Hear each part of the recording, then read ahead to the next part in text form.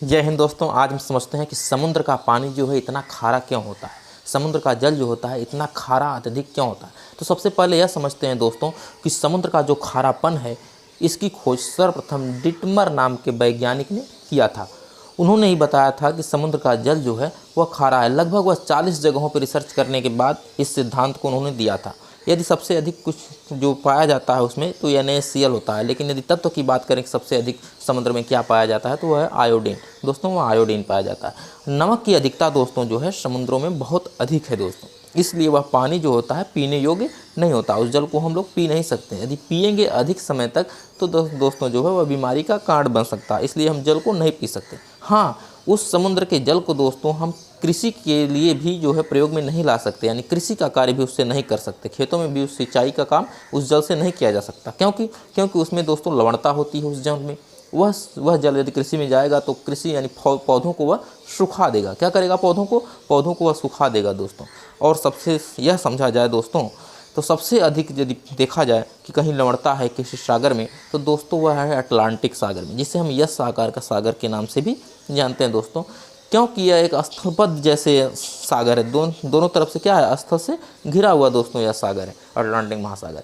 यदि सबसे कम बात करें कि किस सागर में है तो दोस्तों वह है प्रशांत महासागर, क्योंकि प्रशांत महासागर बहुत विशाल है, बहुत बड़ा है दोस्तों, इसलिए दोस्तों उसका जल बहुत अधिक है, इसलिए उसमें थोड़ा खारेपन की कमी है।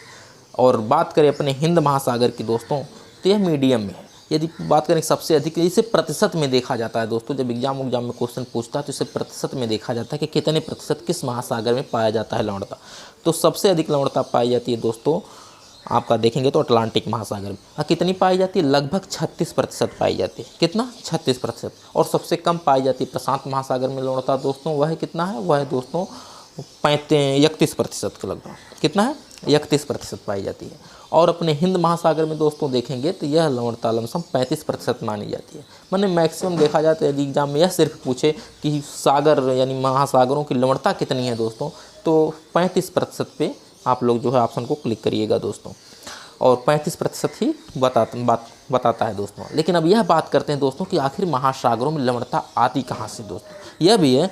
और एक और अभी इसके बाद बताएंगे दोस्तों कि लवणता कैसे कम होती है, इसके बारे में भी जानकारी हम देंगे दोस्तों। सबसे पहले यह समझते हैं कि कैसे आती है। तो ये जो दोस्तों हमारा पृथ्वी का वातावरण जो है दोस्तों, ये अधिकतर क्या है, खारापन ही है।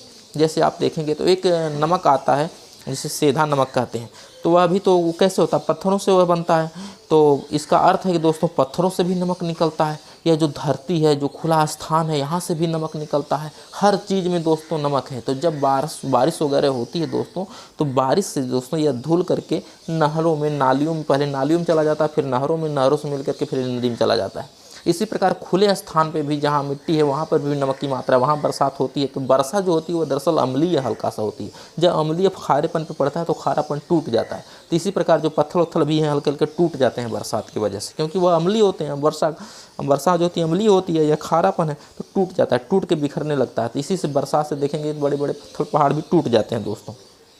तो वह पानी जो है सीधा नहरों से होते हुए, नालियों से होते हुए नदी में चला जाता है और वह नदी ले जाकर के समुद्र में गिरा देती है। तो पूरे स्थल का जितना जो खारापन है दोस्तों वह बार बार समुद्र में तो ही जा रहा है, इसलिए समुद्र का जल जो है दोस्तों वह खारा हो गया है। विषुवत रेखा पर आप देखेंगे तो दोस्तों समुद्र के अन्य समुद्र की अपेक्षा जो विषुवत रेखा पर जो समुद्र है वहाँ का जल दोस्तों खारापन में कमी आएगी। क्यों खारेपन में कमी आएगी? क्योंकि दोस्तों वहाँ पर वाष्पन अधिक होता है। जब वाष्पन अधिक हो जाएगा दोस्तों तो वहाँ का जो जल है दोस्तों वह ऊपर उठ जाएगा।